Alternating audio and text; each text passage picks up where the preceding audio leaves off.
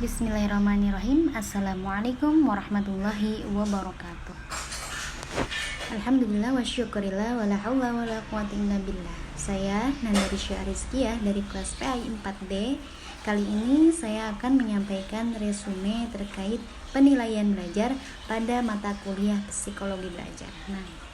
Nah, penilaian belajar adalah keseluruhan kegiatan pengukuran atau pengumpulan data dan informasi, pengolahan, penafsiran, dan pertimbangan untuk membuat keputusan tentang tingkat hasil belajar yang dicapai oleh siswa setelah melakukan kegiatan belajar dalam upaya mencapai tujuan pembelajaran yang telah ditetapkan. Nah, kemudian ada prinsip penilaian yang harus mengacu pada standar penilaian pendidikan. Prinsip-prinsip tersebut yaitu mencakup yang pertama, sahih.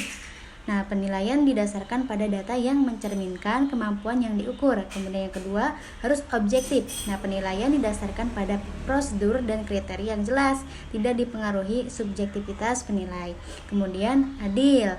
Nah, penilaian tidak menguntungkan atau merugikan peserta didik. Kemudian yang keempat, terpadu. Nah, penilaian merupakan komponen yang tidak terpisahkan dari kegiatan pembelajaran.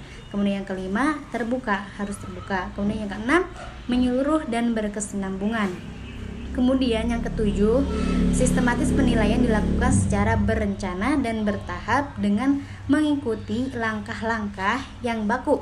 Kemudian yang terakhir, menggunakan acuan kriteria penilaian didasarkan pada ukuran pencapaian kompetensi yang ditetapkan. Dan ada lagi, yang ke-9 yaitu akuntabel. Penilaian dapat dipertanggungjawabkan baik dari segi teknik, prosedur maupun hasilnya. Nah, yang selanjutnya ada beberapa hal yang perlu diperhatikan pendidik dalam melaksanakan penilaian. Nah, antara lain harus memahami penilaian dan kegiatan belajar mengajar secara terpadu. Nah, yang pertama harus merancang penilaian bersamaan dengan penyusunan silabus dan RPP. Kemudian yang kedua, mengembangkan strategi yang mendorong dan memperkuat penilaian sebagai cermin diri. Kemudian yang ketiga, melakukan berbagai strategi penilaian di dalam program pengajaran untuk menyediakan berbagai jenis informasi tentang hasil belajar peserta didik.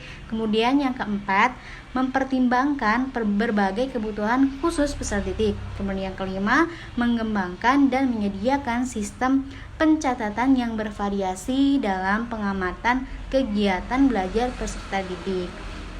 Kemudian yang keenam, menggunakan cara dan alat penilaian yang bervariasi. Kemudian yang ketujuh, penilaian kelas dapat dilakukan dengan cara penilaian unjuk kerja, penilaian sikap, penilaian tertulis, penilaian proyek, penilaian produk, penggunaan portofolio, dan penilaian diri. Kemudian yang ke-8, mendidik dan meningkatkan mutu proses pembelajaran seefektif mungkin.